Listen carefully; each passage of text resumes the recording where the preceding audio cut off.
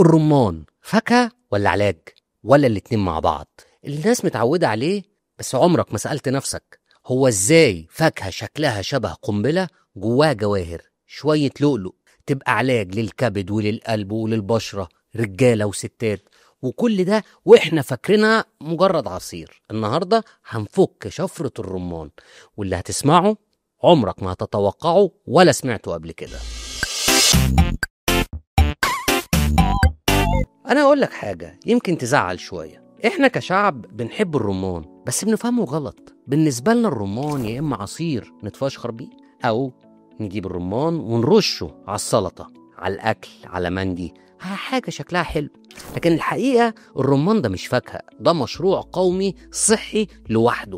دي فاكهة لو ربنا كان بيديها باسبور كانت تبقى دبلوماسية علاجية متنقلة، بتعالج، بتحسن، بتنشط، وبتصفي وشك. والزعل الوحيد انه بيقعد سنة كاملة مستنيينه عشان ينزل. والنهاردة هنفتح ملف الرمان، بس الفتحة هتبقى كبيرة شوية وركزوا معايا. من فوائده لأعضاء الجسم، للبشرة، للشعر، للمناعة، الرجالة والستات، لحد وصفات الطبخ. بس اللي هيفرق معاكم وصفات الماسكات علشان تعملوها في البيت ببلاش تقريبا. وهنقول التويست الحقيقي وازاي الرمان ده مش مجرد فاكهة، ده نظام صحي كامل جوه قشرة حمراء. الرمان جوه الجسم بيعمل ايه؟ ناخدهم واحدة واحدة. الرمان والكبد. الكبد ده المصنع، واكتر حاجة تعييه الاكسدة والدهون. والرمان بقى عامل زي المنقذ الجميل اللي دخل بقرصين مضاد أكسدة بس مضروبين في 10 جوه الجسم. الرمان فيه مضادات أكسدة أقوى 3 مرات من الشاي الأخضر، بيقلل الدهون اللي على الكبد بنسبة توصل ل 28% في 12 أسبوع. يبقى السؤال هنا، انت عندك كبد يبقى انت محتاج رمان.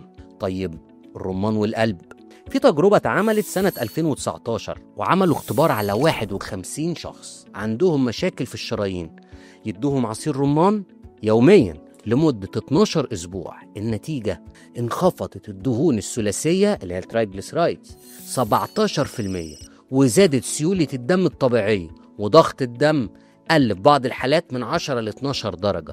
يعني إن الرمان مش بيقوي القلب بس، ده بيحسن مزاجه كمان. تالت حاجة، ما تيجوا نشوف الرمان والمخ والتركيز. عارف لما تبقى قاعد بتذاكر أو شغال وفجأة مخك يقولك أنا مش هنا، دور عليا بعد الفطار، يعني فوق الأول. الرمان بيزود تدفق الدم للمخ بنسبة 14%، ودي دراسات كلها. وده يترجم لإيه؟ تركيز أعلى، حفظ أسرع، مود أهدى، نوم أحسن. يعني لو عندك شغل مهم ما تشربش قهوة، اشرب رمان، والله بجد مش بهزر، اشرب رمان هتفوق أحسن من القهوة وهتبقى مركز كمان. طيب ما نشوف الرمان مع الصحة الجنسية للرجالة، دي مهمة وركزوا فيها قوي.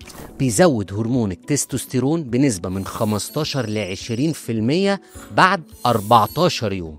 بيحرك الدورة الدموية، وده مفيد جدا لو فاهم قصدي، وياريت تبقى فاهم قصدي. بيقلل التوتر، والتوتر أكبر عدو للعلاقة الزوجية. طب ما تيجي نشوف عند الستات، بيساعد في توازن الهرمونات في وقت الPMS، بيحسن الحالة المزاجية، بيقلل الانتفاخات ومشاكل القولون اللي هي بتيجي دايما مع الدورة الشهرية.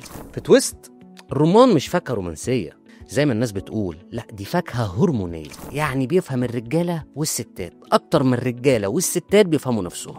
طب ما تيجي نشوف الرمان والمناعة. الرمان فيه فيتامين سي بنسبة عالية جدا، كل كوباية عصير فيها 40% من احتياجك اليومي للفيتامين سي، غير انه مضاد بكتيريا، مضاد فطريات، فيروسات، مضاد التهاب. يعني عامل زي الجيش الصغير كده اللي بيدافع عن جسمك.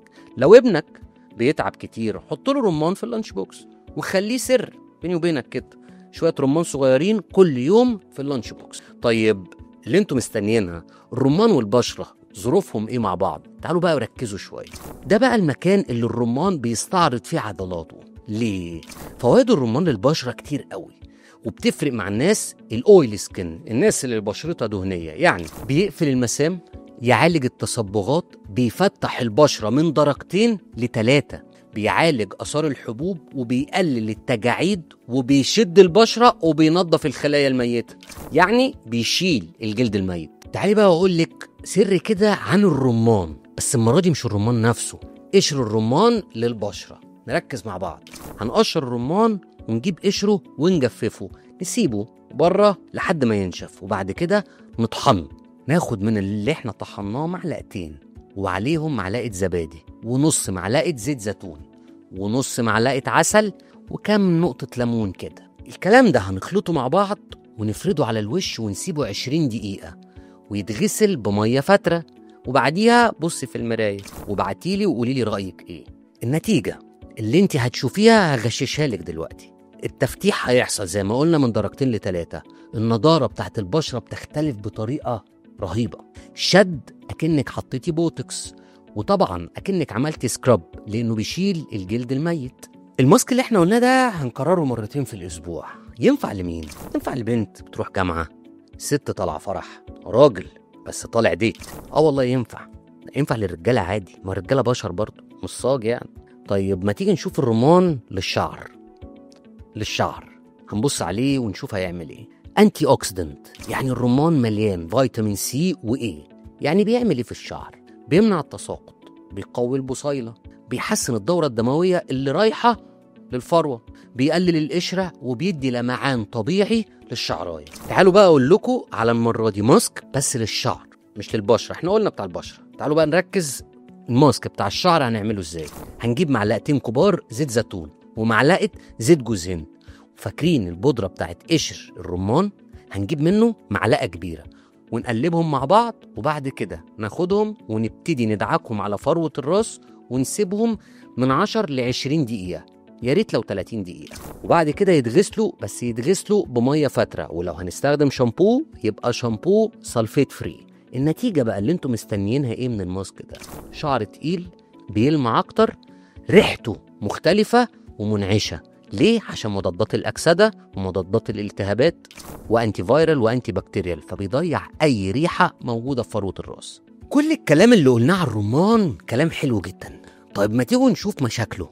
ايوه، كل حاجه ربنا عاملها ليها مشاكل وليها مميزات، ليها عيوب وليها مميزات، ليها سلبيات وليها ايجابيات. الرمان امان، بس مثلا اللي عنده امساك جامد ما ياكلش رمان. اللي بياخد ادويه سيوله يستشير الدكتور قبل ما ياكل رمان. مرضى ارتجاع المريء يخلوا بالهم قوي من الرمان، عشان ساعات مع بعض الناس بيعمل لهم ارتجاع. الرمان مش مجرد فاكهه ولا مجرد عصير، ده نظام غذائي علاجي ومناعي وجمالي وهضمي كامل. فاكهه فيها كل الحاجات دي اكتر من اللي في عقل اي نيوتريشنست. اي حد ما يتخيلش ان الرمان فيه كل الحاجات دي. التويست الحقيقي ان الرمان شكله قنبله، بس جواه لؤلؤ بالمعنى الحرفي للؤلؤ، ولو بصيت له صح هتلاقيه ارخص من كل العلاجات الموجوده في العالم. ده غير انه جوه قشره واحده بس هتلاقي علاجات لاي حاجه انت عايزها، القشره والحبوب. فياريت لما نفصصه ما نرميهوش.